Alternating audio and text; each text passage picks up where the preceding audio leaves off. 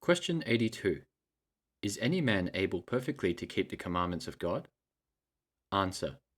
No mere man, since the fall, is able in this life perfectly to keep the commandments of God, but doth daily break them in thought, word, and deed. The Bible verses referenced for this answer are Genesis chapter 8, verse 21. And the Lord smelled a sweet savour, and the Lord said in his heart, I will not again curse the ground any more for man's sake, for the imagination of man's heart is evil from his youth, neither will I again smite any more everything living, as I have done. Romans chapter 3, verses 9 to 31. What then? Are we better than they? No, in no wise. For we have before proved both Jews and Gentiles, that they are all under sin.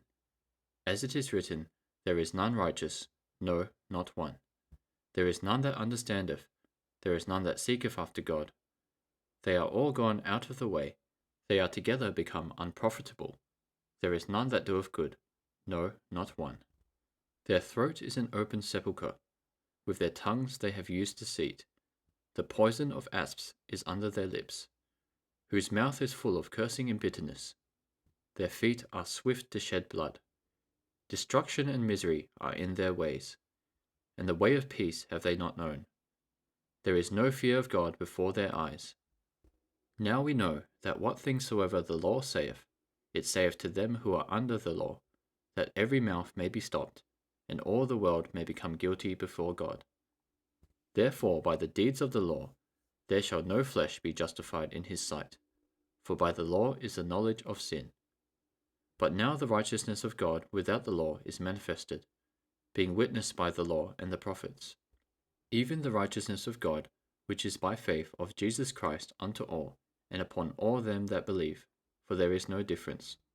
For all have sinned and come short of the glory of God, being justified freely by his grace, through the redemption that is in Christ Jesus, whom God hath set forth to be a propitiation through faith in his blood, to declare his righteousness for the remission of sins that are past, through the forbearance of God.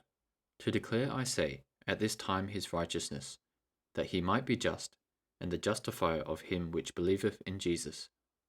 Where is boasting then? It is excluded. By what law? Of works? Nay, but by the law of faith. Therefore we conclude that a man is justified by faith without the deeds of the law. Is he the God of the Jews only? Is he not also of the Gentiles? Yes, of the Gentiles also. Seeing it is one God, which shall justify the circumcision by faith, and uncircumcision through faith.